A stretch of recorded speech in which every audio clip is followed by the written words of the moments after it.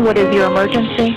Lost a shot at Stoneman Douglas. Somebody shooting up the school at Stoneman Douglas. I love you. It's going to be fine. Can you hide somewhere? Can you play dead? As you can imagine, it is a challenging, difficult morning where another community is in disbelief, shocked by devastating violence, this time at that Florida high school on Valentine's Day.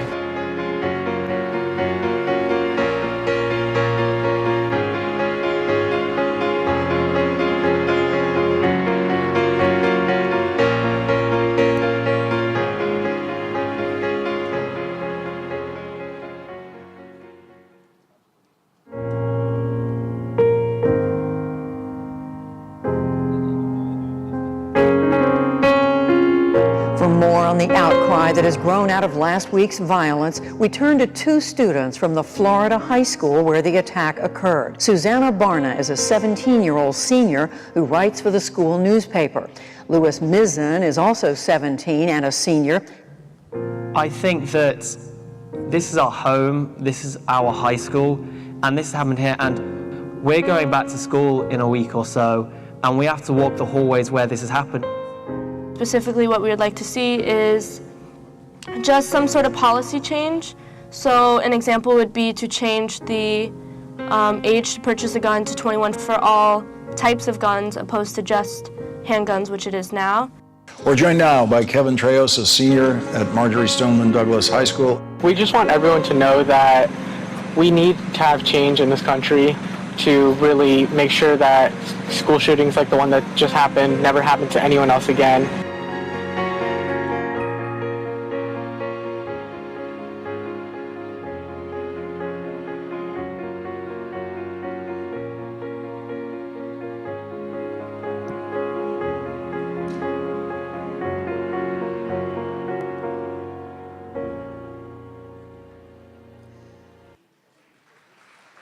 Ladies and gentlemen, please welcome Trustee of the Varkey Foundation, Ms. Vijita Patel.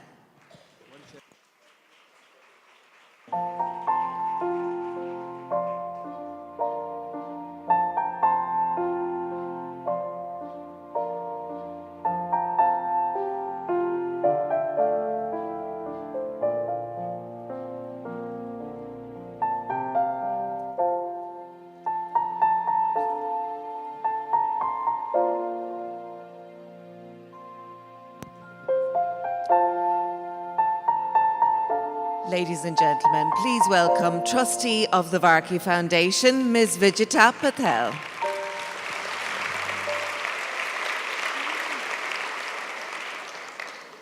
Your Excellencies, ladies and gentlemen, in 1999, two teenagers went on a shooting spree in Columbine High School in Colorado, killing 12 students, one teacher, and wounding 20 others.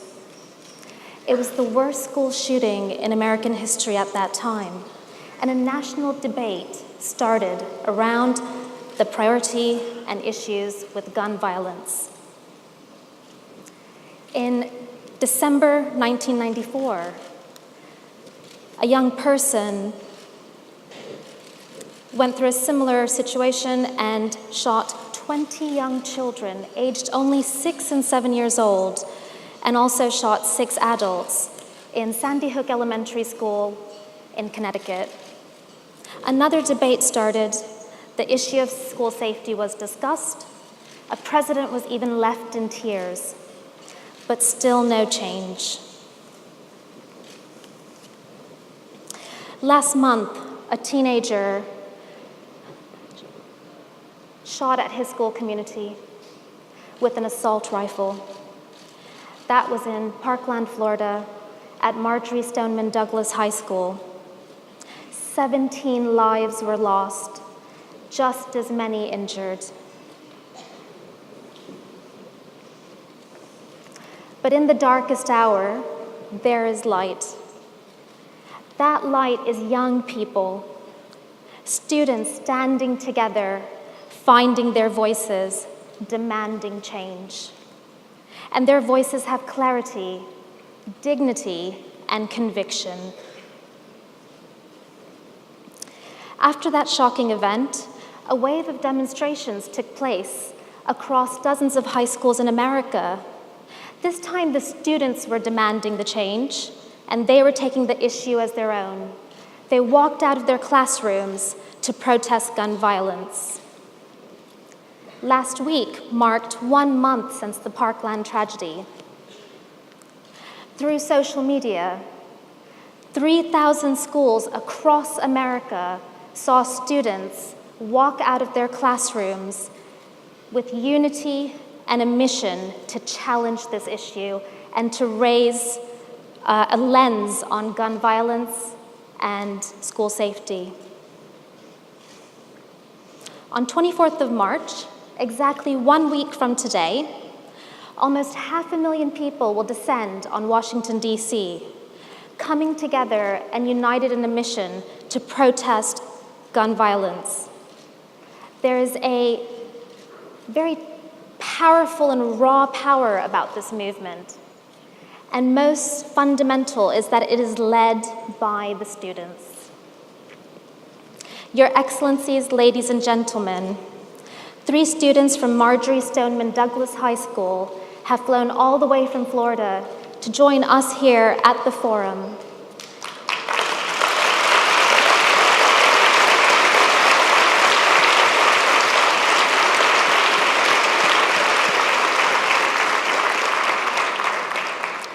They have experienced immeasurable trauma and loss. But what you're going to meet are 3 individuals who have strength, who are brave, who are courageous, and very clear on making a change.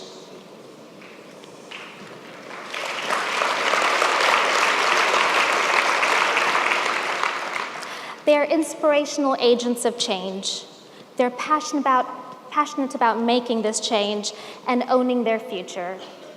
Please stand up and give a very warm GESF welcome to Louis Mizzen,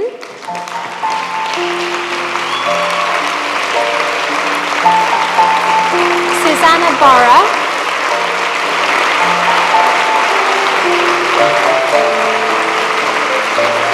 and Kevin Trejos.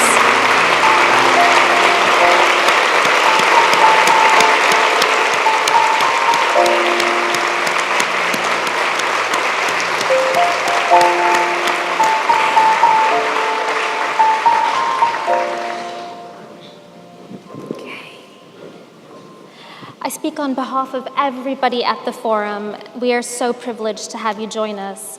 You have spoken so passionately in the media about quite traumatic experiences and the way that you want to make sure the future is yours and you are owning that change. Can we start with you, Kevin, possibly sharing with us the experiences from that day on the 14th of February?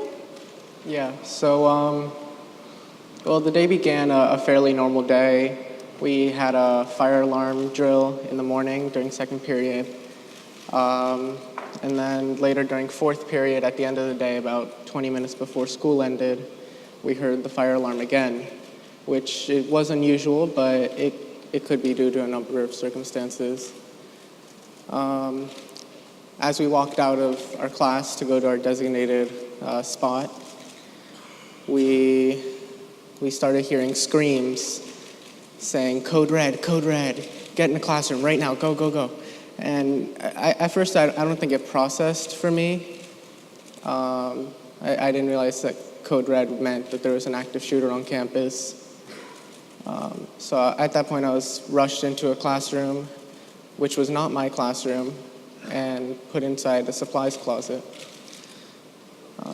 It was at that point that I realized that most of my classmates weren't in the same closet with me. They had gone up to their classroom, the classroom that actually all of us were in at the time, And it was scary because I didn't know what was going to happen. I didn't realize that we were now separated and wouldn't be able to talk to each other for the next 2 hours. Being in that closet was scary. We didn't know what was going on initially. One of the teachers in there had a radio where she was getting messages from all over the school saying there was an active shooter, but she quickly turned it off because she didn't want us to hear it. And a lot of people honestly thought it was a drill. They said, oh, well, we are going to have an active shooter drill in the future anyways.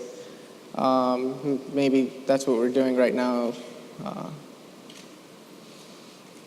And then about 20 minutes after hearing all sorts of rumors through group messaging and through social media, we got our first official confirmation from the local police department that there was an active shooter situation at our school.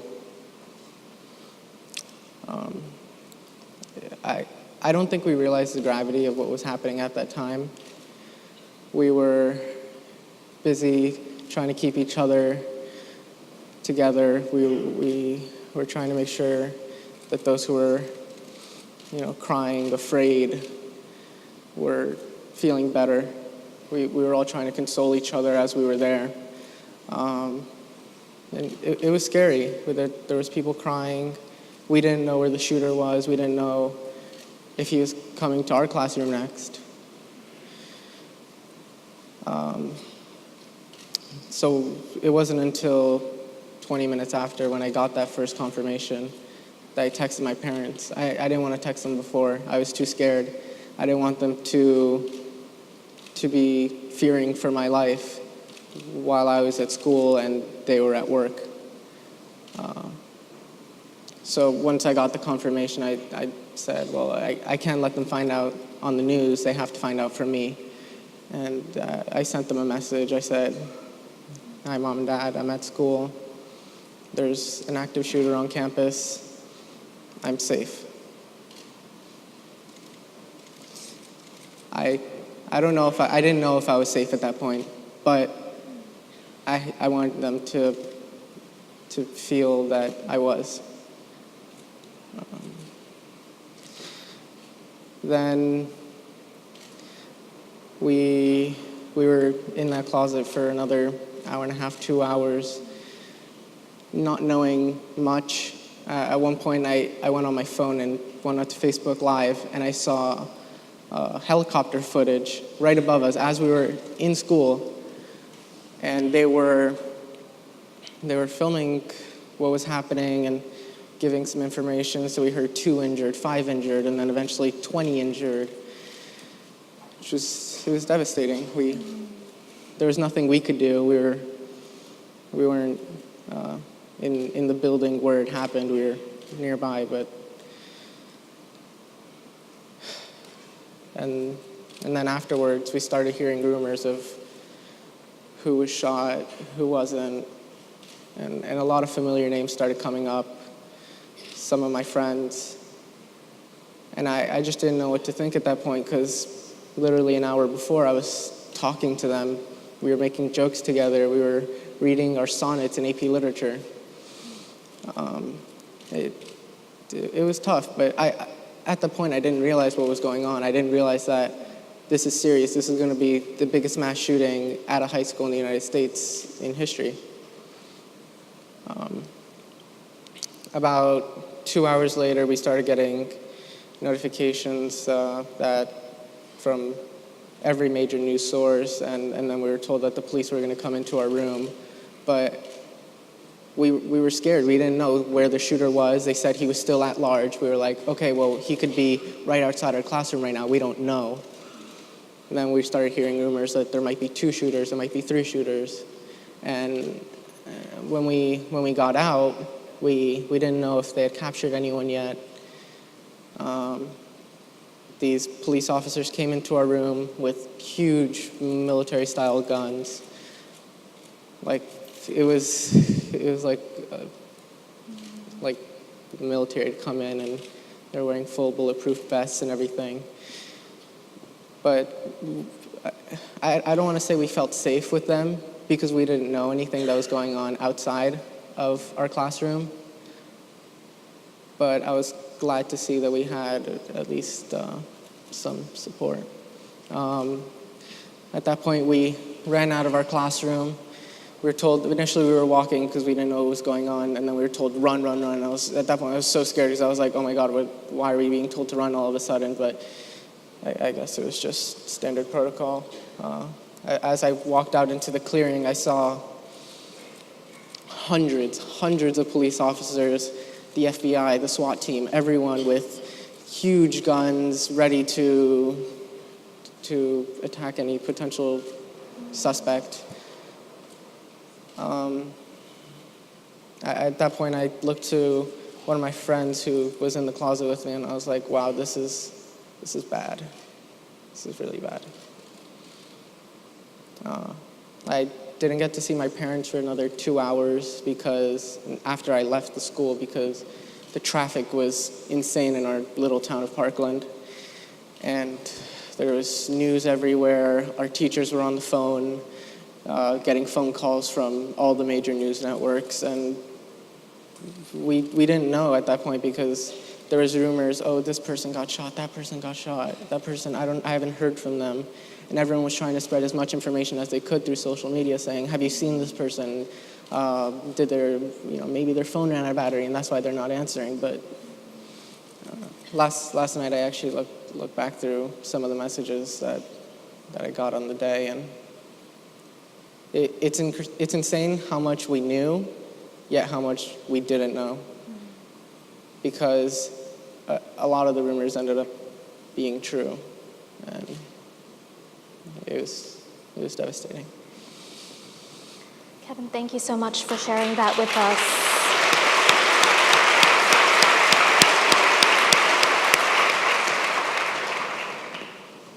Susanna, could you share with us what it felt like inside and outside of school following the attack? Well, inside and out of school, our community has been stronger than ever, more united than ever. The day after the shooting at a local park, we actually had 2 vigil services, one in the afternoon for teachers and students to kind of reunite and mourn together because they were all the first-hand people who were there that day. And then at night we had a candlelight service at 6:30 for anyone in the community to come and pay their respects to the victims and just grieve all together. We were out of school for about 2 weeks because of the shooting, and then the first day we went back was probably one of the hardest days. You'd walk into class, and you see 2 empty desks, one of the victims and one of a friend who was severely injured. And in both cases, it's heartbreaking because it's really hard to acknowledge the reality of what happened to us. And it became so obvious when you go back into class, you're trying to get back to a sense of normalcy, and you have to look at that every day. Besides that, inside and out of school, friends and family, we've all been there for each other. We've been helping the people who need it more than others. We've been speaking. There's been a lot of therapy in the community. We actually had therapy dogs come to our school. And overall, I think with speaking about political action, it has really helped our community cope as well, just because I think it's a way to channel everything that we're feeling into something productive for society. Thank you. Thank you for sharing that.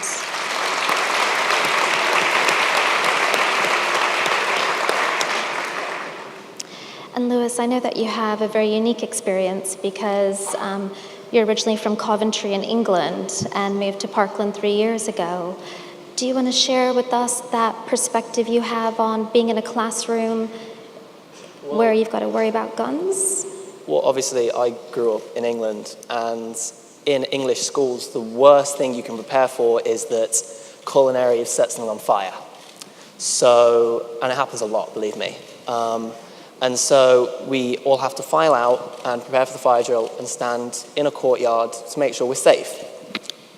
The idea that teachers, because my sister's a teacher in England, the idea that teachers would have to put their lives on the line to protect their students isn't something that really comes into consideration in England. And I remember speaking to my sister the day after it happened, and I asked her, like, I know you love your students, but could you imagine having to jump in front of a bullet for them? And I think that really stuck with her, and it stuck with me too, because teachers are there to educate their students. They shouldn't have to serve as the first line of defense between them and a rampant gunman on campus.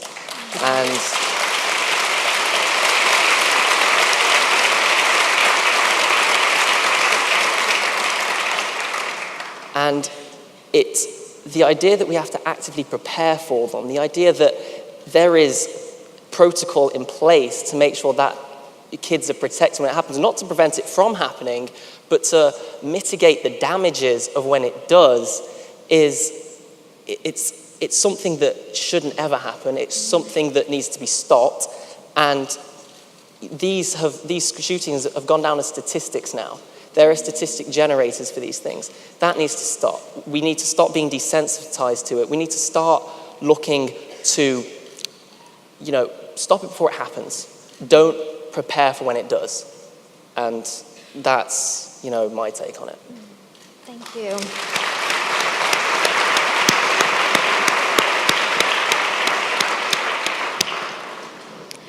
You're doing so much to campaign and raise awareness around gun violence, but also to drive change. Can you share with us some of the activities that you've been organizing leading up to the March of Our Lives?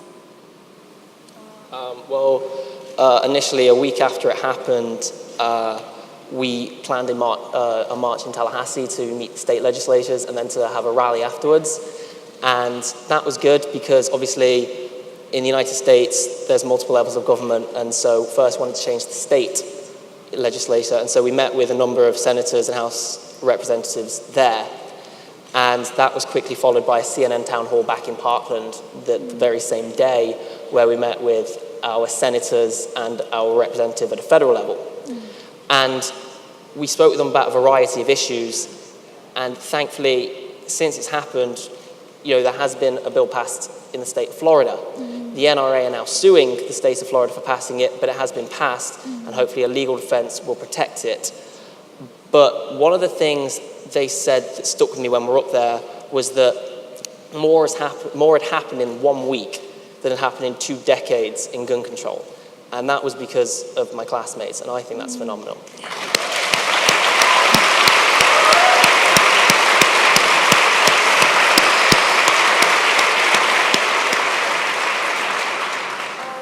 To that, we also, this past Wednesday on March 14th, there was a national walkout, and there were students from all over our country who walked out of class in support of our movement to prevent gun violence.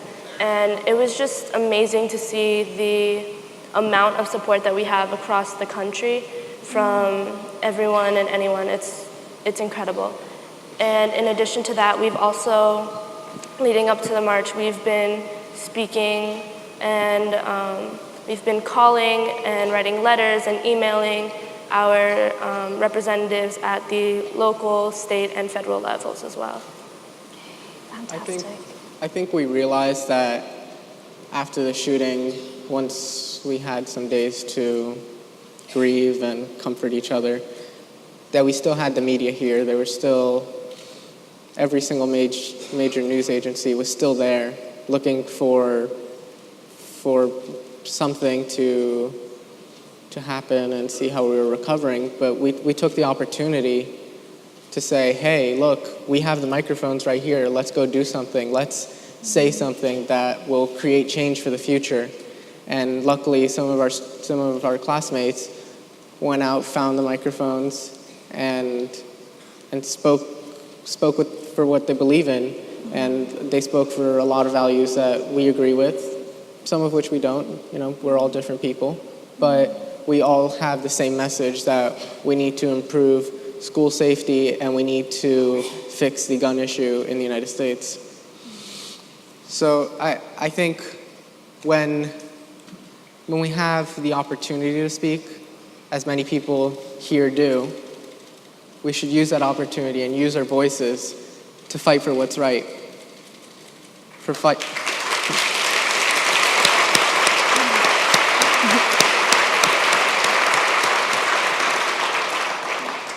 We were lucky enough to have the media there for some of the days after the shooting, and they're still at home. But you guys have the media every single day. You can change the world with anything you say, and that's one of my callings to everyone here.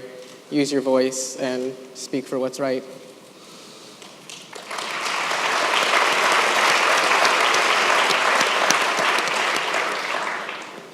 What are your feelings about the government's response so far? Well, I mean, the United States government is slow. Everything takes a long time to go through Congress and a couple months long process. In its defense, it was designed that way. It was supposed to take time to pass these things, but when you have so much infighting among the country and the political divides are that deep, it makes it difficult to talk with each other about basic issues. And so the idea of passing something as controversial as, gun reform, it's virtually impossible. But as Lewis mentioned earlier, in general, our state legislature has passed a bill called the Marjorie Stoneman Douglas High School Public Safety Act. It was dedicated to everything that we've been doing, and I think that shows that we are making a difference in terms of legislation and in terms of policy, but it's a slow process, especially at the national level. And that was only because they had a deadline, because the state government closes after a 2-month session, and the deadline was very soon after what happened and after we went to Tallahassee to speak to our state legislators.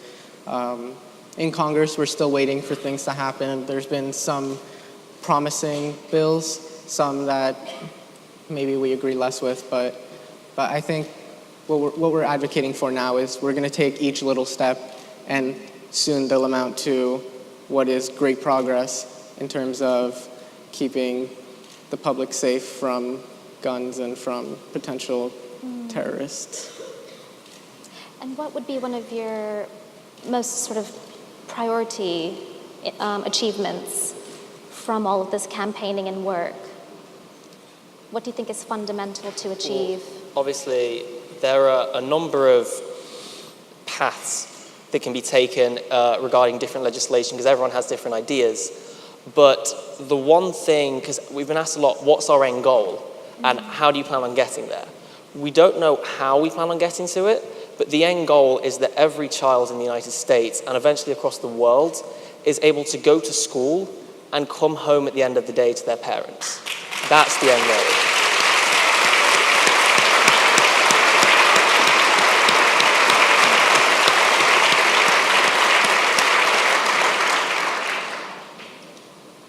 I think that really sums up what we're trying to do, because in terms of specifics, like Kevin said and Lewis, we're taking the small steps as they come, and we want to have progress, but we also know that it takes time. And I think that we don't have something set in mind for an end goal, but we know that we're not going to stop until the public and schools are safe in general.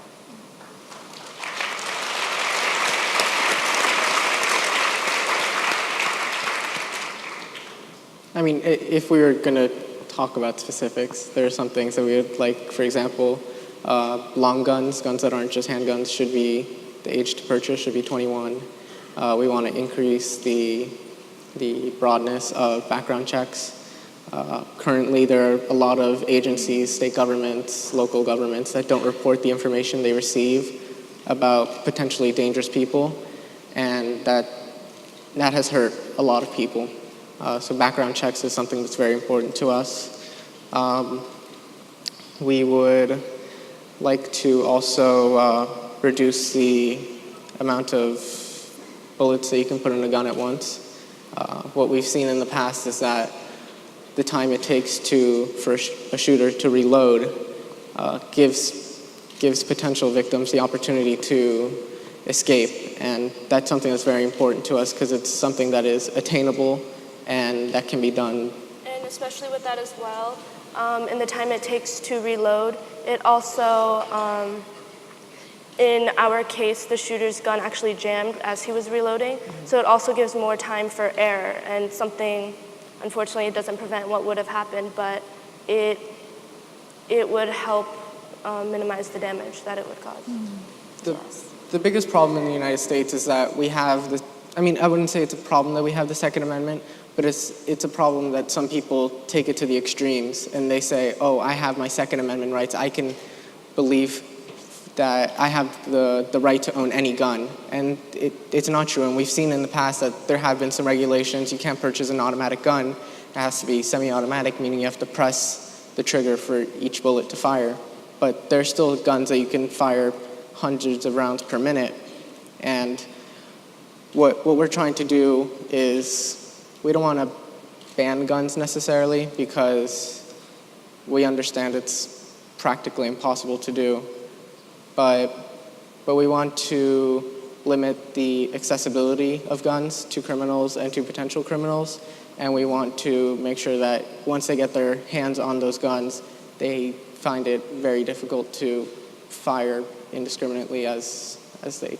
And one of the things, obviously, because we've been studying American history and American government, the Declaration of Independence was written before the Constitution. And the Declaration of Independence guarantees every person on American soil the right to life, liberty, and the pursuit of happiness. The idea that an amendment added over 10 years later has the capacity to reverse those rights means that something needs to change about it. And so, hopefully we can bring about that change.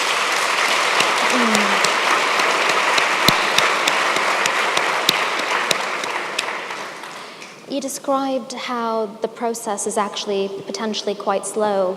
Do you think the momentum of your campaign will stay? Have you got plans on how to keep it going? Well, obviously, we feel like everything that's happened so far has been culminating towards this march in Washington. But to anyone watching who thinks that maybe the NRA or the US government who's looking at this and thinking we can ride the storm, once the 24th comes and passes, we're home free. It's not. In stealing the words of our government teacher, this is a lifetime mission for us. This is going to be something we're going to fight for as long as we're here. And we're younger than the government and people are, so we're going to be here for a lot longer than they are. And so we're going to fight for change as long as we can.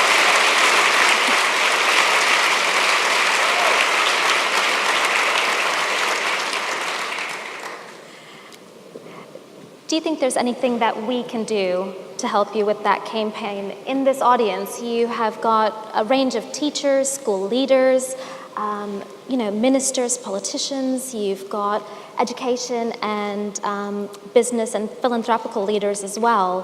What can we do to support your aims?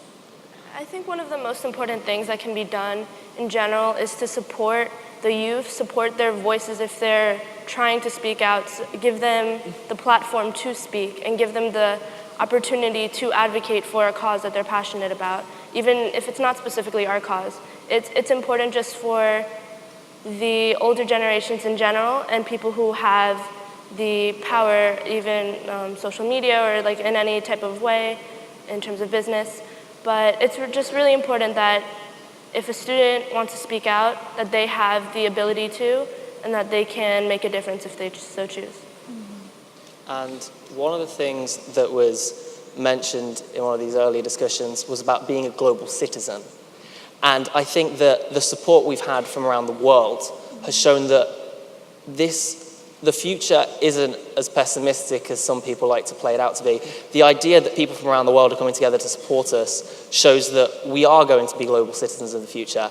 And I hope it continues, and I hope everyone in here, you look at your youth, because we're all human and we're all on this planet, and going into the future, we have to stand together. And the support that you and your youth have shown us shows that. And it's optimistic of a future where we can work together, where we can put aside our differences and work towards making, Earth a better place for everyone, whether it be laws or education or peace. We can work together, and people need to realize that, and that needs to be fostered in the youth of today and continued into the leaders of tomorrow.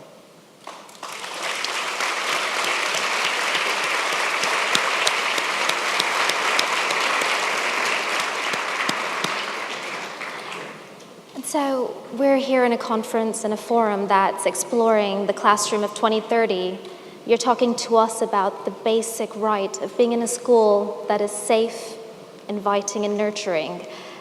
Is there anything that you want to advise us on what you think we need to prepare young people for in 2030 or take into account? Well, at least in our school and in our community, we're very encouraged to take leadership positions in schools, become the president of a club, become a president of an honor society, and show leadership among your peers on a small scale. We're encouraged to do that because the university process, they ask for leaders, and our school encourages that by giving us the opportunity to become leaders. So I think to everyone, I would say that encourage your students to become leaders, even in a small sense. They could be the president of a 5-person club. They can start a movement, even if it's a small movement within their school. I mean, we've seen hundreds of students from across the country start their own marches, start their own organizations to help end gun violence. And I ask everyone to give students those opportunities, give them the opportunity to go and speak out within the community, and you'll see that in the future that leadership from early on will transfer into the future.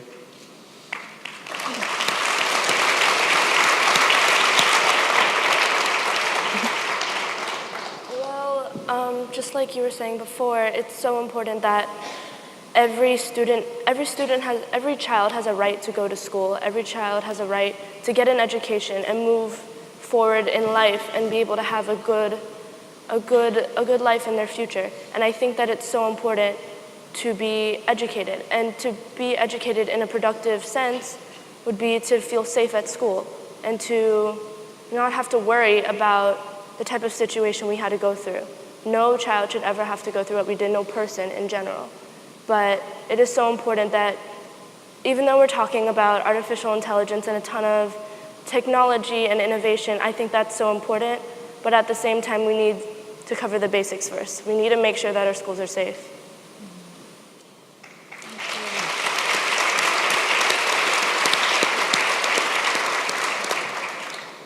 I think they're amazing. I don't think I have to add anything to that. I think they covered all the bases. No, it's true.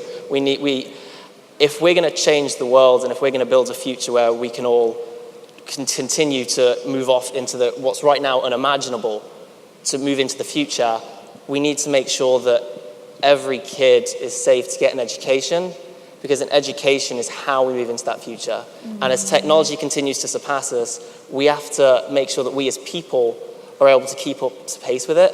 And the only way to do that is through education, and that's why it's so important. Mm-hmm.